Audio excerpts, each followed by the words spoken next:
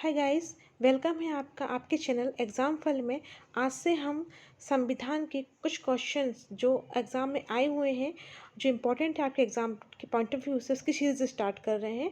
तो देखते हैं हमारा फर्स्ट क्वेश्चन कि निम्नलिखित में से भारतीय संविधान सभा का अध्यक्ष कौन था। तो आपको पता ही है कि संविधान सभा की पहली बैठक 9 दिसंबर 1946 में हुई थी। ठीक है, सबको पता है। उस टाइम पे जो पहले अस्थायी अध्यक्ष बनाए गए थे सत्येंद्र सिन्हा थे वो। ठीक है, और अभी जो बैठक हुई थी 11 दिसंबर 1946 में, जिसमें स्थायी अध्यक्ष गए थे। कौन बनाए गए थे? राजेंद्र प्रसाद। ठीक है, तो देखते हैं हम आगे। नेक्स्ट हमारा क्वेश्चन है कि शासन की एकात्मक पद्धति का लाभ क्या है। मतलब एकात्मक पद्धति का मतलब ये होता है कि संघ और राज्य जो है वो मिलके, ठीक है, जो पद्धति बनती है शासन की, उसको कहते हैं दृढ़ राज्य। ठीक है, दृढ़ राज्य। एसएससी एमटीएस में आया हुआ क्वेश्चन है ये। नेक्स्ट है हमारा क्वेश्चन कि राजनीतिक समता पाई जाती है। राजनीतिक समता पाई जाती है मतलब किस चीज़ में? तो उसका आंसर होगा आपके सार्वभौमिक वयस्क मताधिकार में। ठीक है, सार्वभौमिक वयस्क मताधिकार में राजनीतिक समता पाई जाती है। चलिए नेक्स्ट क्वेश्चन देखते हैं हम। निम्नलिखित में से किस देश का अलिखित संविधान है? ठीक है, तो अलिखित संविधान किसका है? यूके का।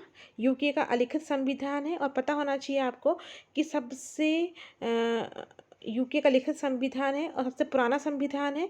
ठीक है, लेकिन इसके अलावा एक और क्वेश्चन बनता है कि सबसे पहला लिखित संविधान किस देश का है? तो यूएसए। यूएसए का संविधान जो है सबसे पहला लिखित संविधान है। ठीक है, और सबसे बड़ा संविधान किस देश का है? सबसे बड़ा संविधान हमारे भारत का है। क्यों बड़ा है? क्योंकि इसमें 395 आर्टिकल्स हैं। ठीक है, इसमें 22 भाग हैं। ठीक है, इसके अलावा इसमें 12 अनुसूची हैं। ठीक है, तो हमारा सबसे बड़ा संविधान कौन सा है? सबसे बड़ा लिखित संविधान भारत का है। और अलिखित संविधान देश का कौन सा था? यूके का। सबसे पहला लिखित संविधान था यूएसए, क्योंकि इसमें सिर्फ 9 आर्टिकल है। ठीक है, चलिए एक बार बता दूं मैं आपको। पूछा गया है कि भारत में किस देश का अलिखित संविधान है? तो यूके का अलिखित संविधान है। ठीक है, सबसे पहला लिखित संविधान है यूएसए का। और सबसे बड़ा लिखित संविधान है भारत का। सबसे पुराना संविधान भी कौन सा है? यूके का। ठीक है, चलिए आगे बढ़ते हैं हम। धर्मनिरपेक्ष राज्य किसे कहते हैं? नाम से समझ में आ रहा है, धर्मनिरपेक्ष राज्य, जिसका अपना कोई धर्म ना हो। ऐसा राज्य जिसका अपना कोई धर्म ना हो। ठीक है, तो ऐसा राज्य क्या कहलाता है? धर्मनिरपेक्ष राज्य कहलाता है। जो सभी धर्मों में समानता रखता हो, किसी के साथ किसी भी धर्म को ज़्यादा मानना या पार्शियलिटी करना, ये नहीं होना चाहिए। ठीक है, चलिए नेक्स्ट हम देखते हैं कि भारत की संविधान सभा किसके कहने पर बनाई गई थी। तो भारत की संविधान सभा आपको पता है कि 1946 में, ठीक है, कैबिनेट मिशन आया था। ठीक है, और कैबिनेट मिशन में ही बात कही गई थी कि भारत की में एक संविधान सभा होनी चाहिए। ठीक है, तो कैबिनेट मिशन के कहने पर भारत संविधान सभा बनाई गई थी। चलिए, भारत का संविधान सभा का अध्यक्ष कौन था? अभी वो रिपीटेड क्वेश्चन है। ठीक है, अभी पढ़ा हमने, राजेंद्र प्रसाद। चलिए आगे बढ़ते हैं हम। फिर नेक्स्ट क्वेश्चन है हमारा कि भारतीय गणतंत्र की यथार्थ संवैधानिक स्थिति 26 जनवरी 1950 को संविधान लागू करने के समय क्या थी? तो क्या थी? ठीक है, आप प्रजातांत्रिक गणराज्य था क्या? ठीक है, प्रभुता संपन्न धर्मनिरपेक्ष प्रजातांत्रिक गणराज्य था कि प्रभुता संपन्न धर्मनिरपेक्ष समाजवादी प्रजातांत्रिक गणराज्य था। ठीक है, तो आपको पता है कि जो 3 वर्ड थे, ठीक है, धर्मनिरपेक्ष, ये सब 1976 में जोड़े गए थे। तो अभी हम क्या कर सकते हैं? उस टाइम पे क्या थी स्थिति? तो प्रभुता संपन्न कि प्रजातांत्रिक गणराज्य था। उस टाइम पे क्या था? ये प्रजातांत्रिक प्रभुता संपन्न प्रजातांत्रिक गणराज्य। ठीक है, चलिए नेक्स्ट क्वेश्चन हम देखते हैं।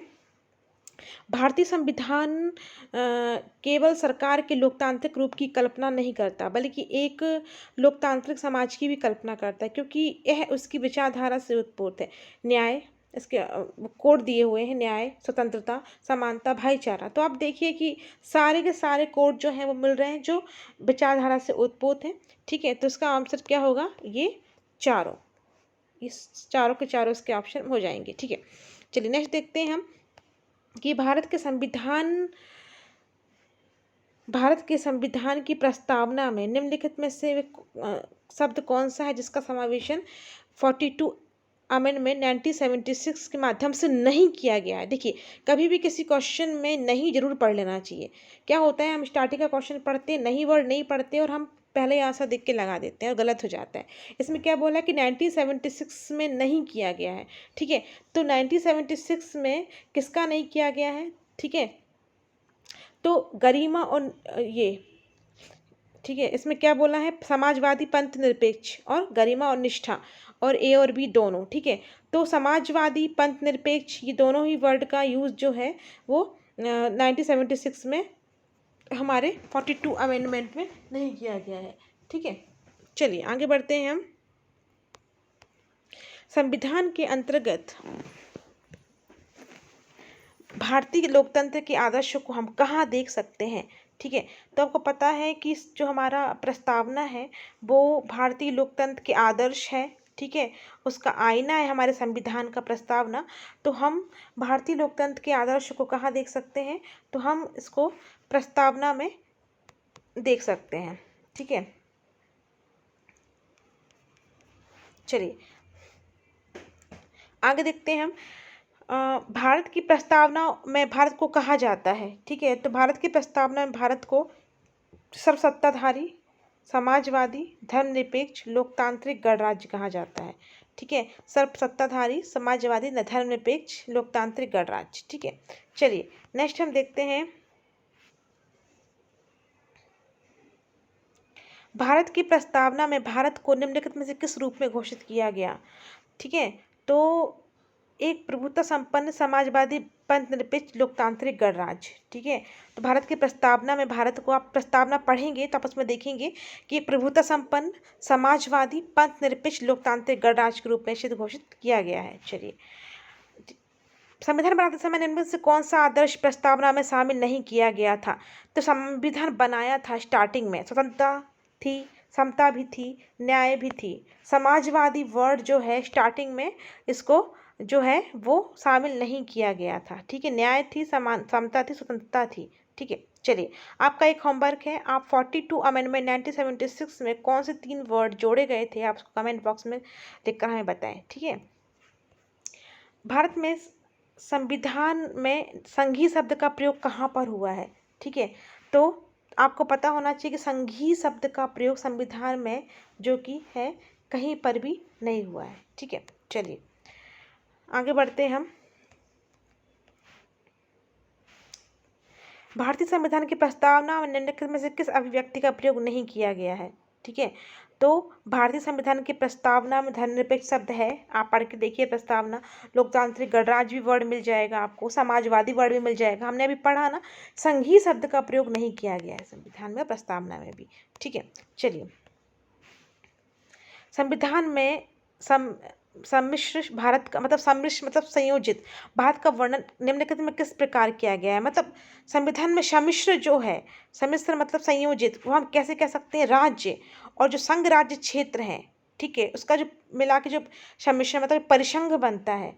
ठीक है, तो इससे इस प्रकार इसका वर्णन किया गया है।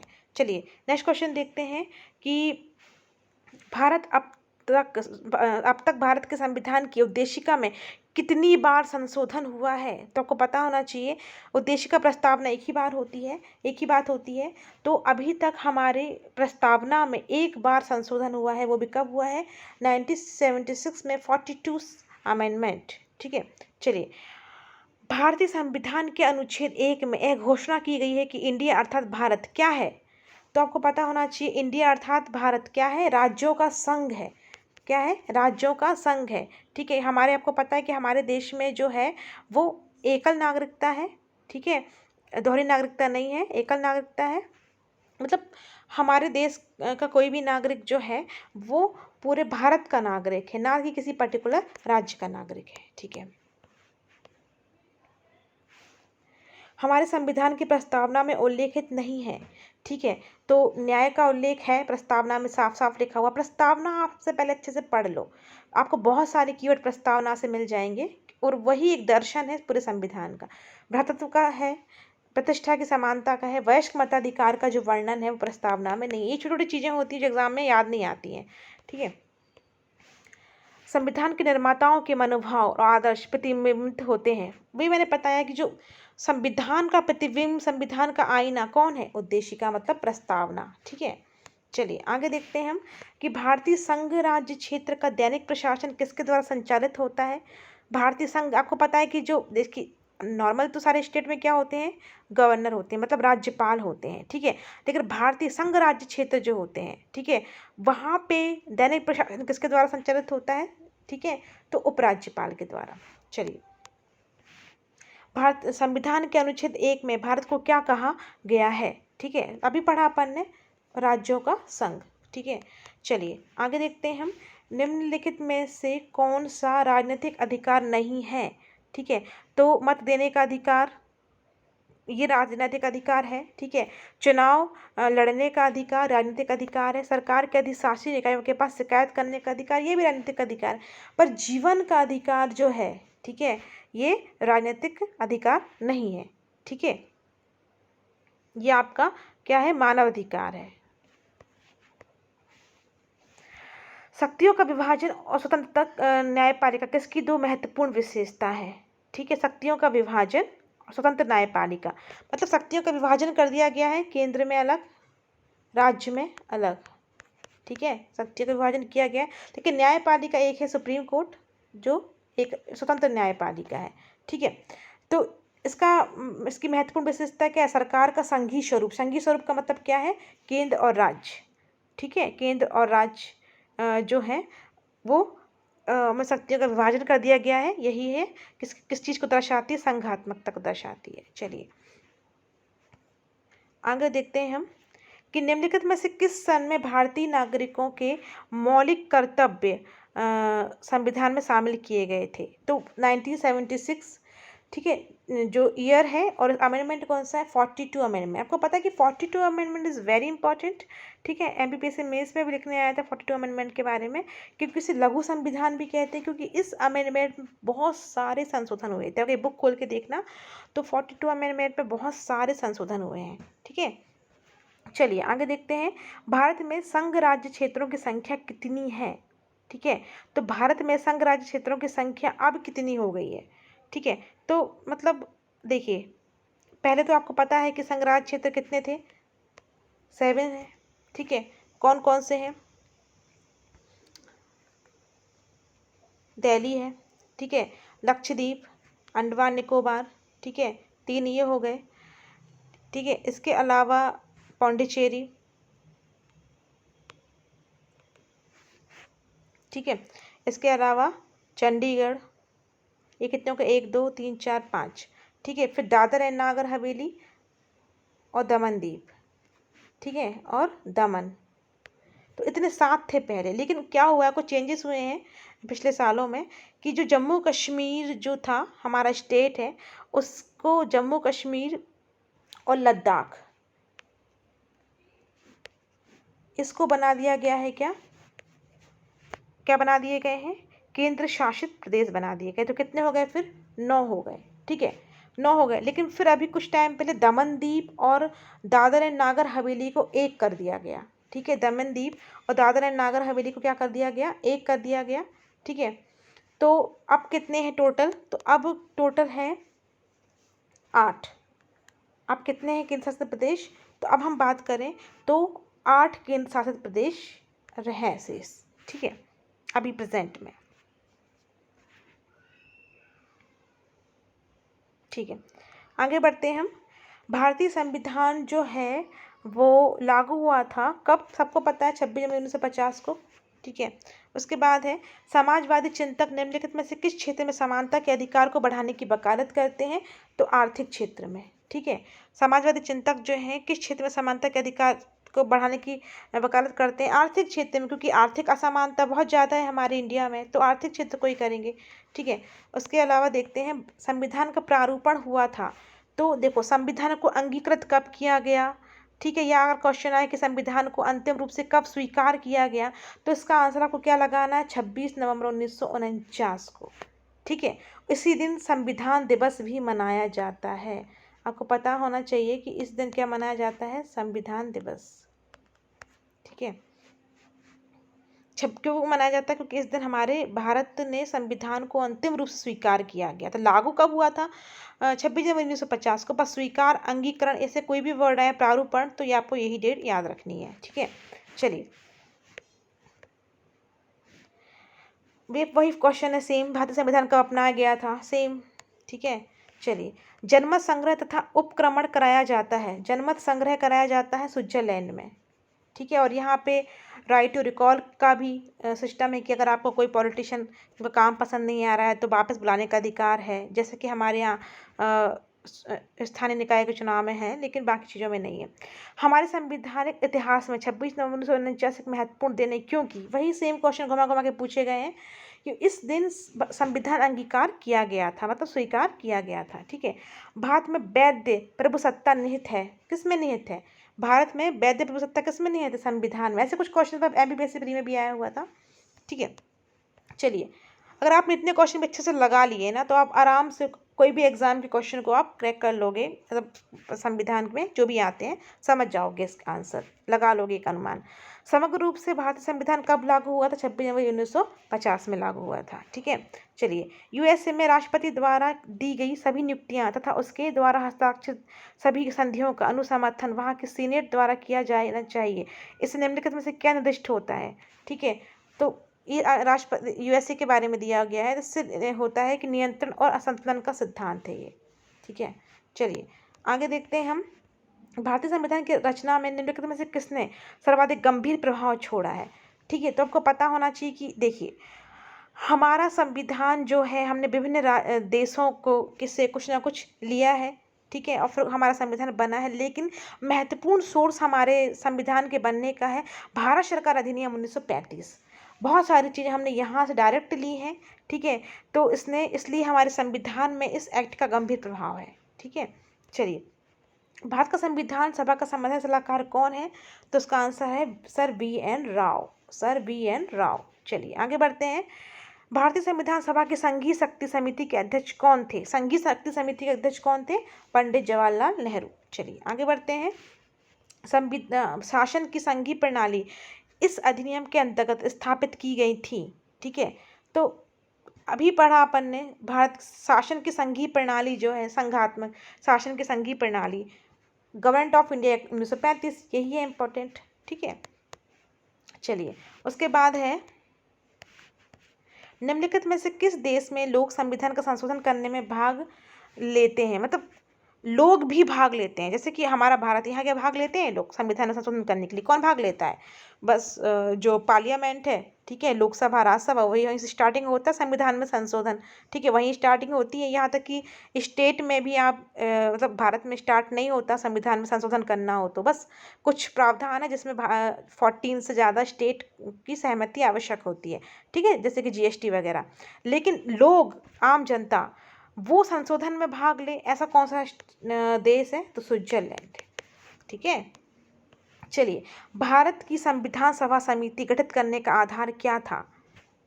ठीक है, तो कैबिनेट मिशन प्लान 1946, तो क्योंकि कैबिनेट मिशन 1946 में आया था। ठीक है, और उसी के बाद संविधान सभा, मतलब उसी में संविधान के बारे में बोला गया था कि संविधान सभा बनना चाहिए, तब यही आधार था।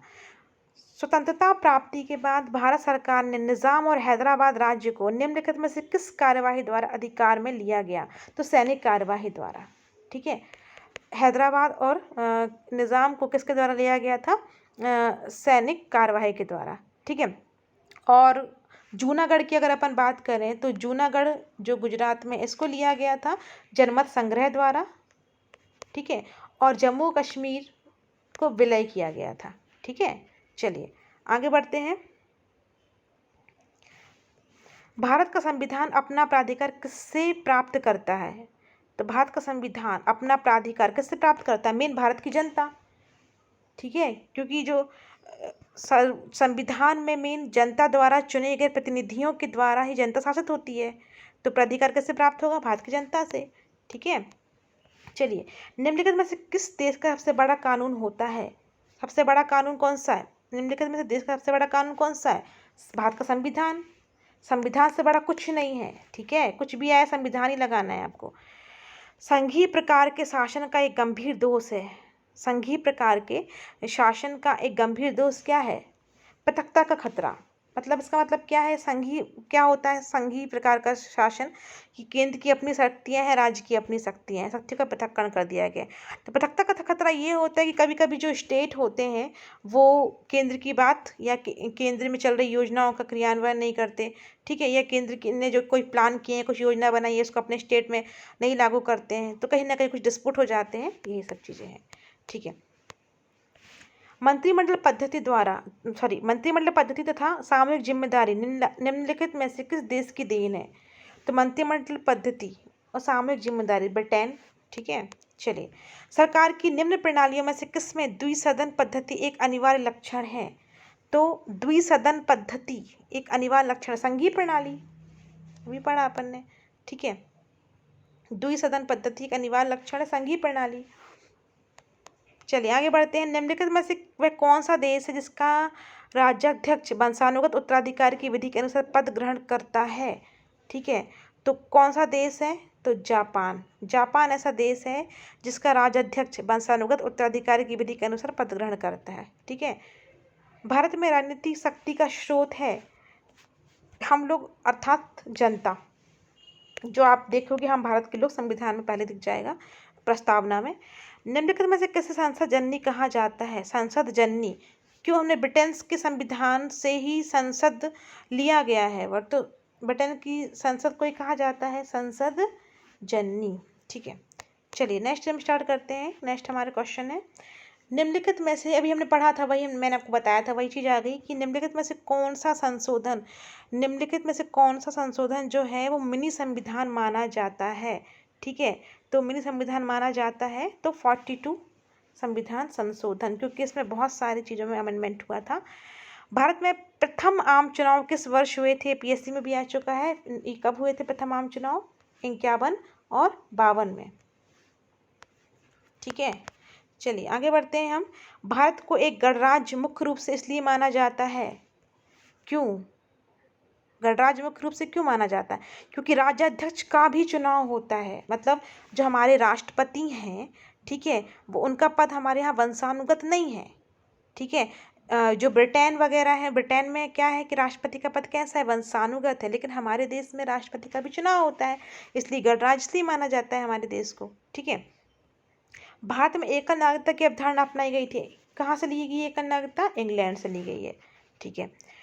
भारतीय गणराज्य में वास्तविक कार्यकारी प्राधिकार निम्नलिखित में से किसके पास है? तो देखिए आपको पता है कि हमारे जो संविधान में कार्यपालिका शक्ति, ठीक है, ये कार्यपालिका प्रमुख कौन माना जाता है? राष्ट्रपति माना जाता है। लेकिन आपको पता है कि वास्तविक रूप से कार्यकारी प्राधिकार किसके पास होते हैं? वास्तविक रूप से शासन कौन करता है? तो कौन करता है? प्रधानमंत्री करता है, ठीक है।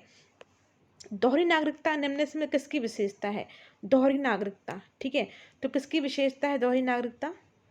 संघीय सरकार की, ठीक है। संघीय सरकार जहाँ पे केंद्र का अलग कानून होता है, राज्य का अलग होता है, ठीक है। राज्य की अलग नागरिकता है, केंद्र की अलग नागरिकता है। भारतीय संविधान का प्रारूपण समिति के अध्यक्ष कौन थे? डॉक्टर भीमराव अम्बेडकर। भारतीय संविधान के आधारभूत अभिलक्षण कौन से हैं जिन्हें अनुच्छेद 368 के अंतर्गत संशोधित नहीं किया गया है? ठीक है, तो 368 के अंतर्गत संशोधित नहीं किया गया है, तो हम देखते हैं इसका आंसर है संप्रभुता, भूभागीय अखंडता, संघीय प्रणाली, न्यायिक समीक्षा और शासन की संसदीय प्रणाली। ये इन चीज़ों को 368 में अमेंडमेंट नहीं किया गया है, ठीक है। भारत का कौन सा भाग नागरिकता के प्रावधानों से संबंधित है? मतलब इसलिए नहीं किया गया, इसको एक बार देख लेते हैं। ये सब चीज़ें जो हैं, संविधान जब बना था मूल संविधान उसी में थी ये सब चीज़ें। इसको अलग से 368 का आर्टिकल में क्या है कि कुछ हम, अगर हमें भविष्य में संविधान के लिए कुछ ज़रूरी चीज़ें हैं तो उसको हम ऐड ऑन कर सकते हैं संशोधित करके, लेकिन ये जो है पहले से ही थी, ठीक है, पहले से ही थी, तो इसको संशोधित नहीं किया गया है। चलिए, संविधान का कौन सा भाग नागरिकता के प्रावधानों से संबंधित है? ठीक है, नागरिकता का प्रावधान किस में है? ठीक है, तो भाग 2 में है नागरिकता का प्रावधान किस में है? भाग 2 में है। भाग 3 में क्या है? भाग 3 में क्या है? भाग 3 में क्या है? मौलिक अधिकार है भाग 3 में, ठीक है। और भाग 4 में क्या है? भाग 4 में क्या है? नीति निर्देशक सिद्धांत हैं भाग 4 में, ठीक है। और भाग 5 में क्या है? भाग 5 में भारत की जो है वो कार्यपालिका स्टार्ट हो जाती है। चलिए, निम्नलिखित में से यूएसए के संविधान की विशेषता कौन सी है जो हमारे संविधान के निर्माताओं द्वारा ग्रहण की गई थी? तो न्यायिक समीक्षा भी हमने यूएसए से ली है, मौलिक अधिकार भी हमने यूएसए से लिए हैं, सुप्रीम कोर्ट के न्यायाधीशों को हटाने की प्रक्रिया भी हमने यूएसए से ली है। तो इसका आंसर क्या हो जाएगा? ऑल ऑफ दीज, ठीक है। चलिए नेक्स्ट क्वेश्चन देखते हैं हम। भारतीय संविधान ने भारतीय महासंघ की योजना किसके संविधान से ली है? तो भारतीय संविधान ने भारतीय महासंघ की योजना जो है वो कनाडा के संविधान से ली गई है। कहाँ से ली गई है? कनाडा के संविधान से ली गई है। चलिए, भारतीय संघवाद निकट है, अभी पढ़ा ऊपर ही, कनाडा, ठीक है। कहाँ के? कनाडा के, ठीक है। नेक्स्ट क्वेश्चन है हमारा, हमारे संविधान में न्यायिक समीक्षा, ठीक है, की धारणा किस देश से ली गई है? अभी पढ़ा था ऊपर ही, यूएसए से ली गई है। भारतीय संविधान के सुदृढ़ केंद्र के साथ संघीय प्रणाली, अब भी पढ़ा, कनाडा। वही चीज़ को घुमा घुमा के पूछा है कई बार एसएससी के एग्जाम में, एक ही क्वेश्चन को, ठीक है। चलिए, स्थानीय सरकारें आधार है, किसका आधार है? ठीक है, लोकतंत्र का आधार है। स्थानीय सरकार मतलब वही नगर पालिका, नगर निगम, गांव में जो पंचायत बनती हैं वो लोकतंत्र का ही आधार है, ठीक है। विश्व में सबसे बड़ा संविधान किस देश का है? भारत का। शुरू में बता दिया था मैंने आपको, ठीक है। सबसे बड़ा संविधान किस देश का है? भारत का है।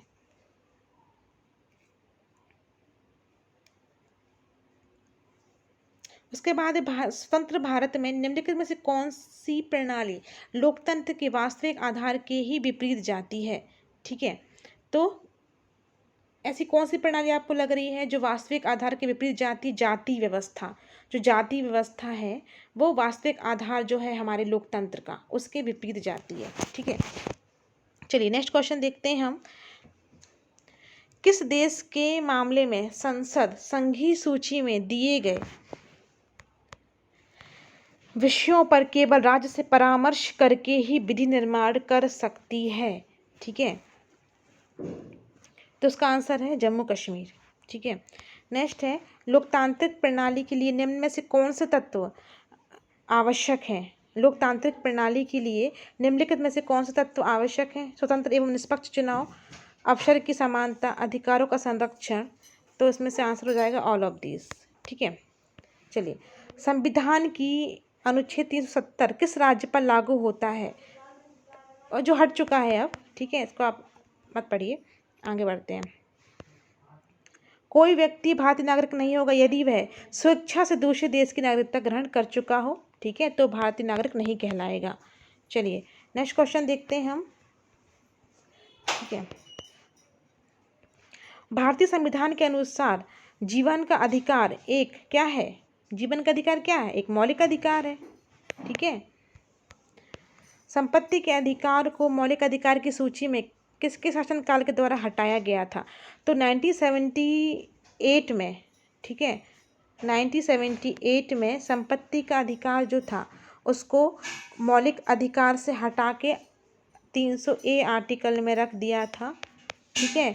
और ये, ठीक है, संशोधन कौन सा था? 44 संशोधन था, और ये मोरारजी देसाई की सरकार में हटाया गया था, ठीक है।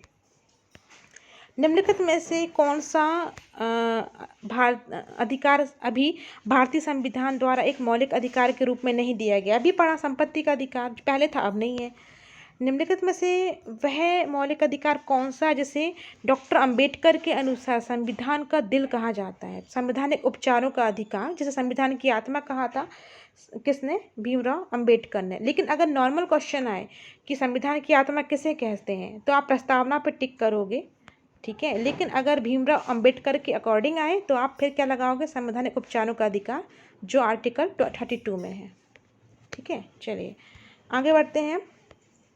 किस संविधान संशोधन अधिनियम द्वारा संपत्ति का अधिकार मूल्याधिकार नहीं रहा? अभी पढ़ा अपन ने 44 अमेंडमेंट, ठीक है, ये भी अभी पढ़ा। 44 अमेंडमेंट में कौन सा विधिक अधिकार बन गया है? ठीक है, संपत्ति का अधिकार अब मौलिक अधिकार न रह के कौन सा अधिकार बन गया है? विधिक अधिकार, ठीक है। चलिए आगे बढ़ते हैं हम।